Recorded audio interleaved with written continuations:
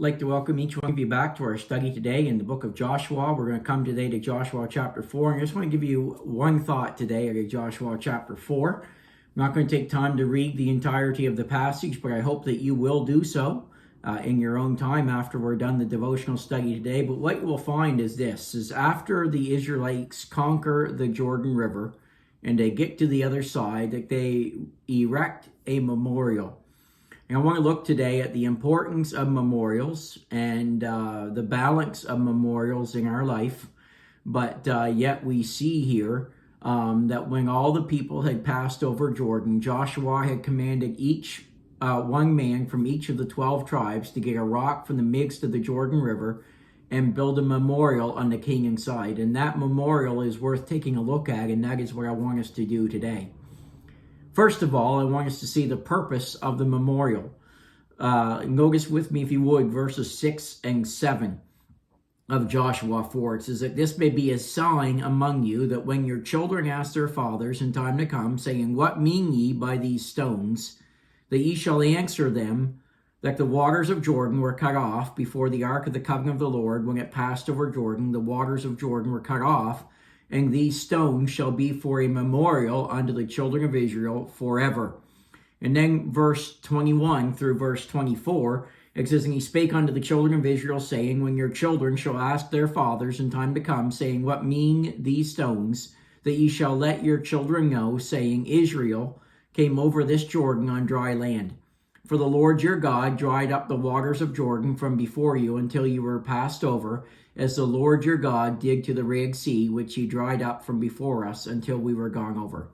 That all the people of the earth may know the hand of the Lord, that it is mighty, that ye might fear the Lord your God forever. So we see there, according to these verses, that the purpose of this memorial was to remind successive generations of the power and faithfulness of God on behalf of his people. That memorial would be an important landmark to those who would come after. And the purpose of the memorial was so that when the generations coming after them that did not experience the Jordan River firsthand themselves or were too young to remember, that when they would ask their parents or their grandparents or someone that was around them the purpose of the stones, that they would be able to tell them the story as to how they believed God and what God did for them as their faith was in him. Friends, by the same token, we need some memorials in our lives as well. At the same time, let me caution you, we don't want to embalm the past and by doing so cripple the future. Many churches have done that and they are suffering as a result. However, what we want to do is remember the things that the Lord has done for us, so that we can not only rejoice ourselves and look back and see those memorials at times in our life that we need to be reminded, but so that we can tell others about them, and so that when we come that way again, we will remember that the Lord was faithful in that day and that he will be faithful in this day as well. You see, that's the purpose of the memorial. It's not to draw attention to ourselves and to remember what we did, but no, friends, it's to remember that it's not about us, that it's all about the faithfulness of our God as we put faith in him. And as we look back and we can remember that God was faithful in that day, that he is going to be faithful today as well. Friends, never forget what the Lord has done for you in your yesterdays. In those yesterdays experiences that will tide you over the trials of today and tomorrow that arise in your life. It's good to be able to look back and say, I remember what God did then. I remember how God was faithful, and God is going to be faithful now. But there's also not only the purpose of the memorial to remind us of the faithfulness of God, but there's also a picture in this memorial. Come with me, if you would, to Joshua 4 and in verse 9. It says, And Joshua set up 12 stones in the midst of the Jordan, in the place where the feet of the priests which bear the ark of the covenant stood, and they are there unto this day. And then in verse 20 of the same chapter, it says, And those 12 stones which they took out of Jordan did Joshua pitch in Gilgal. So it's interesting to note in this chapter that Joshua constructed two monuments, one on the bank of the river and the other in the river. These two memorials served two different purposes. Notice what those were. First of all, as we've already said, and verse 20 reminds us, the one on the bank of the river was to remind the people of the faithfulness of God.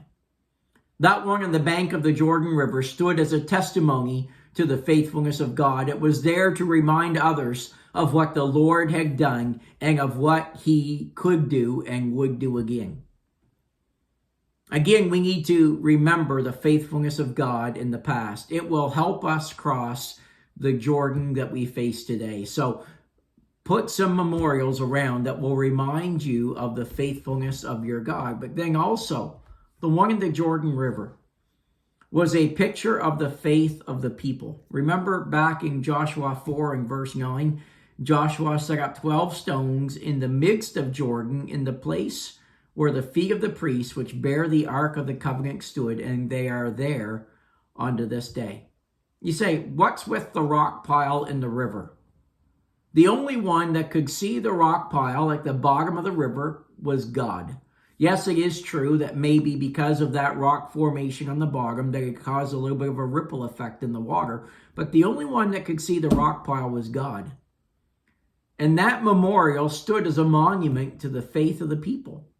You see, when you face a time of trial, others are guilty of misjudging your motives and your actions.